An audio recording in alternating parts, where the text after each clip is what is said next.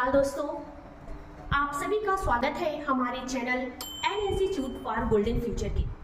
आज मैं आपको रामायण से जुड़े महत्वपूर्ण तथ्य के बारे में जानकारी दूंगी, जिनमें से एक प्रश्न अवश्य प्रतियोगी परीक्षाओं में पूछे जाते हैं। दोस्तों, रामायण एक संस्कृत महाकाव्य है जिसकी रचना महर्षि वाल्मीकि ने किया था।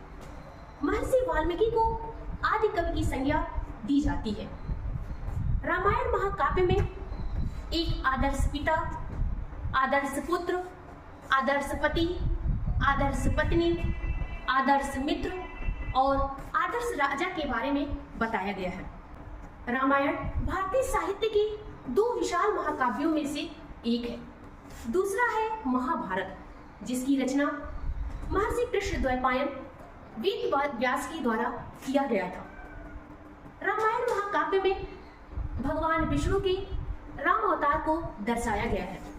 रामायण महाकाव्य में छंदों की संख्या 24,000 है, सर्गों की संख्या 500 है और इस महाकाव्य को 7 कांडों में बांटा गया है। पहला है बालकांड, दूसरा अयोध्या कांड, तीसरा अरण्य कांड, चौथा सुंदरकांड, पांचवा किष्किंधा कांड, छठा लंका कांड और सातवां है उत्तरकांड। परीक्षा में कांड दे दिया जाता है और पूछा जाता है कि इसका सही क्रम क्या है। सही क्रम क्या है? बालकांड, अयोध्या कांड, अरण्य कांड, सुंदरकांड, किष्किंधा कांड, लंका कांड और उत्तरकांड। पहला आता है बालकांड। अयोध्या के राजा दशरथ जी के पास 3 रानियां थी। पहली रानी का नाम कौशल्या, दूसरी रानी का नाम कैकेयी और तीसरी रानी का नाम सुमित्रा था। राजा दशरथ जी वृद्ध हो गए थे। तीनों रानियों के पास कोई संतान नहीं थी।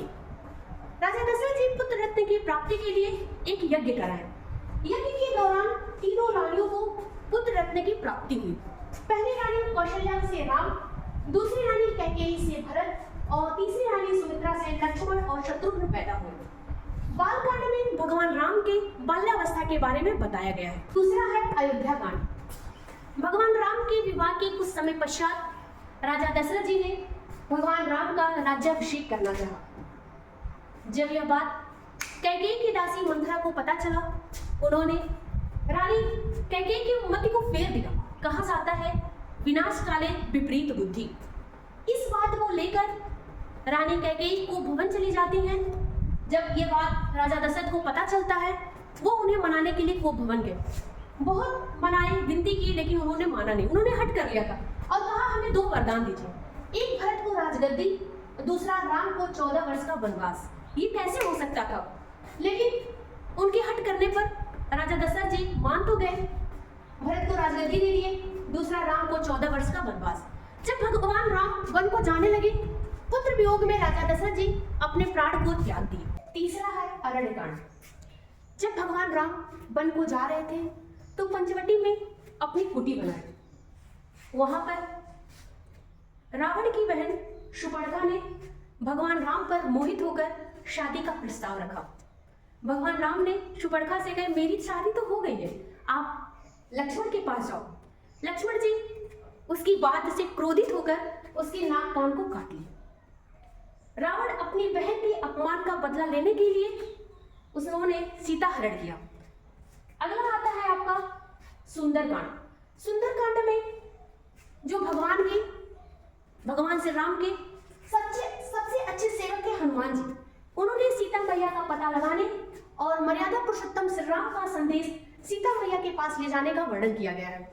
और एक चौपाई है, हनुमान की पूंछ में लगन न पाई आग, सारी लंका जल गई, गए निशाचर भाग। अगला कांड है किष्किंधा कांड। किष्किंधा कांड में किस चीज का वर्णन मिलता है? बलि का वध, जिसने अपने छोटे भाई सुग्रीव की पत्नी का हरण किया था। और इसके बाद सुग्रीव का राज्याभिषेक कराया गया किष्किंधा राज्य में और सीता मैया का पता लगाने के लिए रावण से युद्ध करने हेतु वानर सेना का गठन किया गया था। अगला आता है लंका कांड।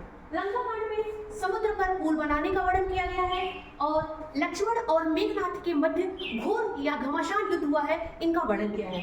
लास्ट है हमारा उत्तरकांड। उत्तरकांड तो है राम कथा का उपसंहार है। दोस्तों, अगर मेरी क्लास अच्छी लगी तो आप लाइक, शेयर और कमेंट सेक्शन में कमेंट जरूर करिएगा। धन्यवाद।